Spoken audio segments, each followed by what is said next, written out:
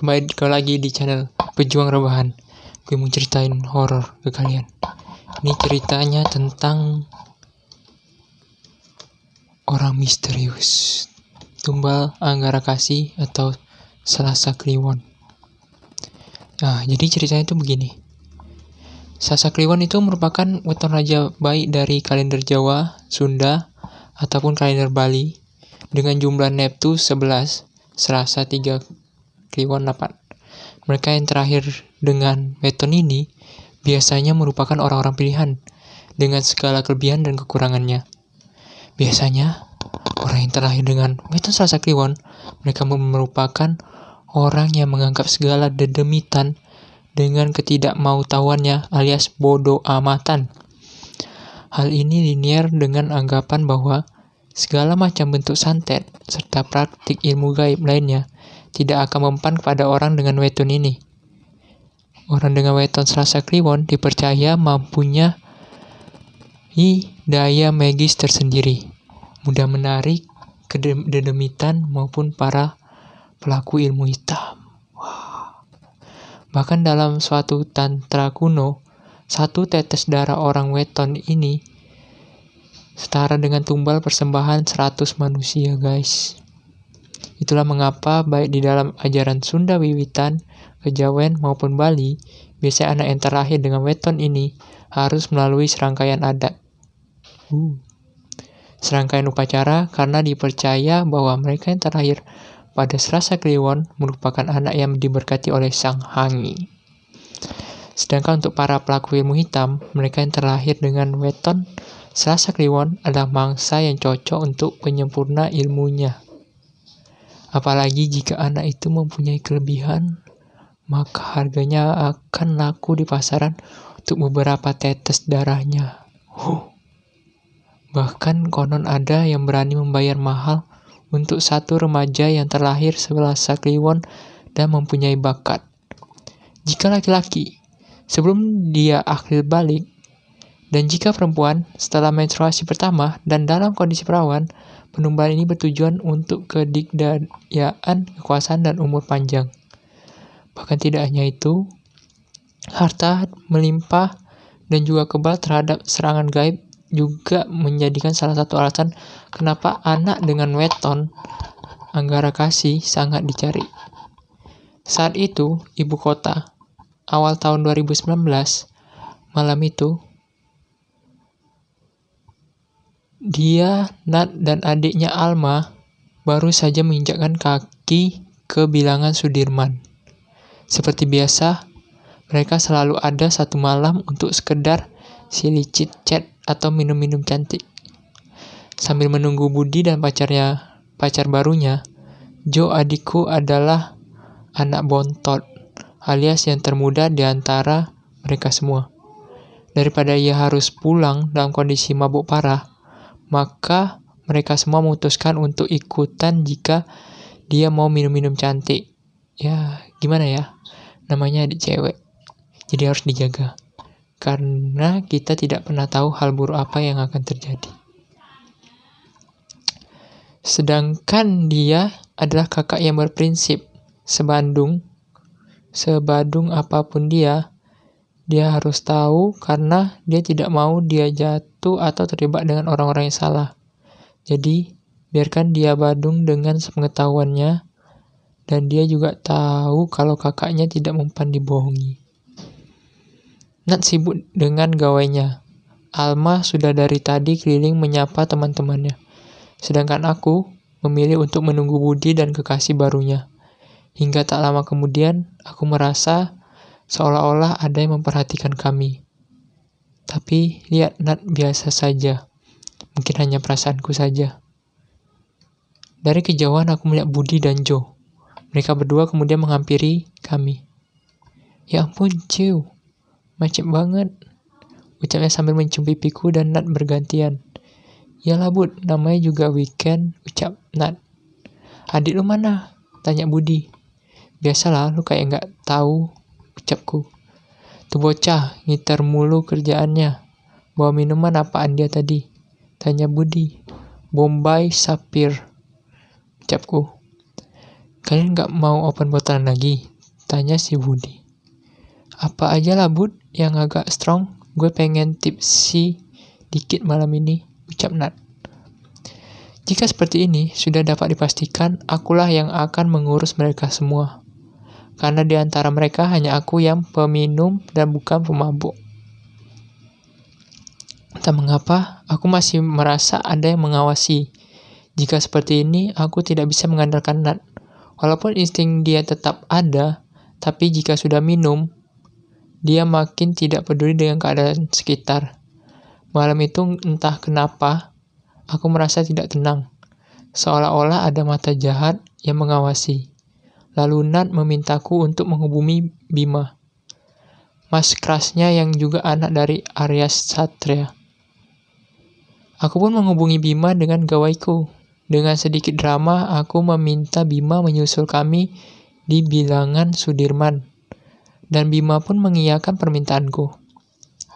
30 menit kemudian, Bima pun sampai. Dengan tergopoh-gopoh, Bima menghampiri kami.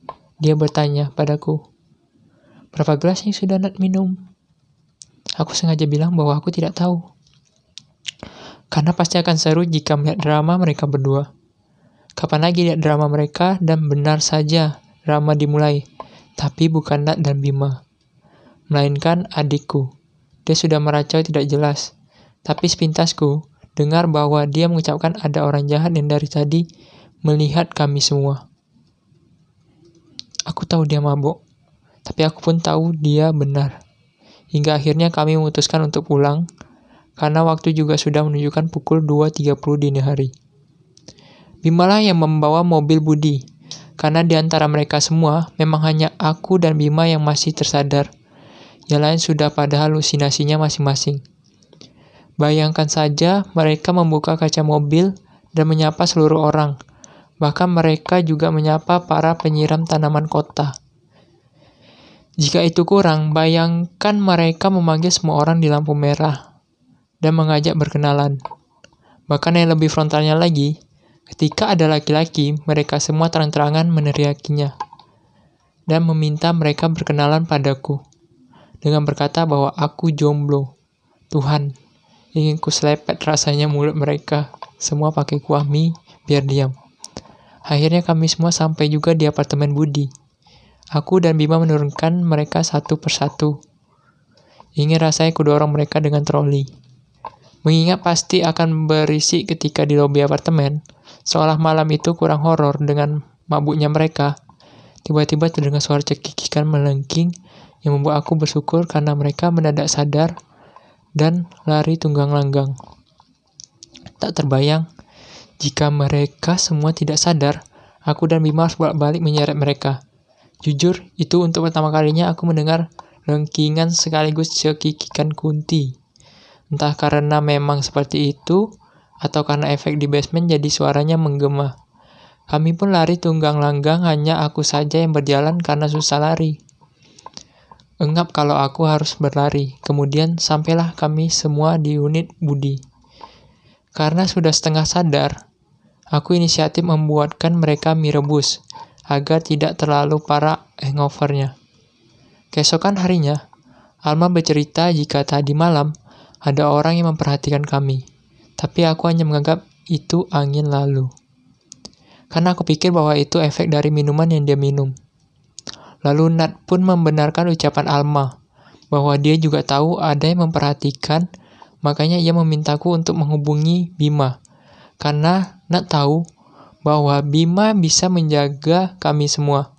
Lalu Nat berbisik padaku, ini aneh Yik, ucapnya. Tapi aku menepis semuanya, karena jika bisa dilogikakan, mengapa tidak? Mungkin mereka tidak sengaja melihat kami. Tak lama Jo pun mengiyakan bahwa cara orang itu menatap kami itu tidak wajar. Seolah-olah ingin menelan kami semua. Tapi apa iya 2019 masih ada yang kayak gitu? Tapi ya sudahlah, toh kami semua bisa pulang ke tempat Budi dengan selamat. Kami pun segera melupakan itu semua. Karena untuk apa mengingatnya jika kami tidak kenal? Lagian bos ilmu hitam yang kami kenal juga sekarang dekat dengan Nat. Jadi apalagi yang perlu kami risaukan? Yang penting pekerjaan kami semua harus lancar. Tak lama kemudian, Bima datang menghampiri kami semua. Dia meminta izin untuk pulang terlebih dahulu dan nanti siang akan kembali untuk menjemput Nat. Karena aku dan adikku hanya beda unit dengan Budi, jadi aku pulang terlebih dahulu untuk mengambil barang-barang. Sesampainya di unitku, gawaiku berbunyi. Ternyata Mas Wisnu menelponku. Mas Wisnu memintaku berhati-hati, karena ada pergerakan dari beberapa tantra kuno yang akan bangkit. Jika memang benar adanya, kenapa Arya Satria tidak memberitahu kami? Kira-kira dia tahu atau tidak? Sudahlah. Nanti juga akan ada titik temu. Jika memang mereka bangkit, kita lihat saja nanti akan ada drama apa di kemudian hari. Toh, tiap manusia juga bergelut dengan drama, dan karmanya masing-masing, jadi kenapa harus takut? Jujur, aku tidak ingin memusingkan apapun hari ini, karena aku hanya ingin tenang, menikmati hari liburku dengan sebaik mungkin. Tapi apa bisa, jika kami semua sedang berkumpul seperti saat ini?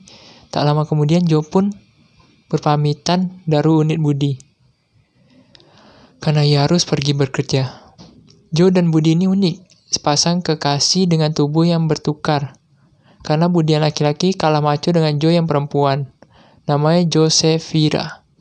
Tapi kami semua memanggilnya Jo. Karena aura dia yang jauh lebih maco dari semua lelaki di sekitar kami. Sepeninggal Jo, kami semua sibuk dengan gawai kami masing-masing, karena memang seperti inilah kami jika ngumpul. Kalau nggak sibuk dengan gawai, ya sibuk mencari apa saja yang bisa digibahin. Hingga tak lama kemudian, gawai Alma berbunyi. Ternyata telepon dari salah satu teman kami, Danar. Seperti biasa kami pun heboh. Setiap Danar telepon, karena dia selalu membawa gorengan yang enak-enak. Bahkan dia juga tahu warteg mana yang bisa membuat alergiku tidak kambuh. Kami pun menuliskan makanan yang ingin kami beli melalui Danar. Weekend memang waktu yang tepat untuk bermalas-malasan. Jadi kami memutuskan untuk menitipkan pesanan kami lewat Danar, dan tentu tidak lupa kami menitipkan tempe mendoan buatan bibinya Danar yang legend. Saking enaknya. Akhirnya Danar pun sampai ke unit Budi dengan membawa semua pesanan kami. Selesai makan, Danar bercerita bahwa dia kenalan dengan perempuan dari aplikasi Burung Biru. Dia bercerita bahwa perempuan ini adalah perempuan baik, seru dan asik jika diajak berteman. Kami semua mendengarkan dengan seksama karena jarang-jarang Danar bercerita tentang lawan jenis seantusias ini. Bahkan Danar juga berkata bahwa perempuan ini sudah berapa kali bayar Danar untuk mengantarnya kemana saja. Kami berpikir, berarti perempuan ini tanggung jawab. Hanya saja dari awal, ketika Danar bercerita tentang perempuan ini, Alma selalu negative thinking. Hingga Nat menegurnya dengan, "Nat, merasa tidak seharusnya Alma berbuat seperti itu. Apalagi Danar adalah teman kami." Bersambung. Kita akan lanjutkan part 2-nya nanti.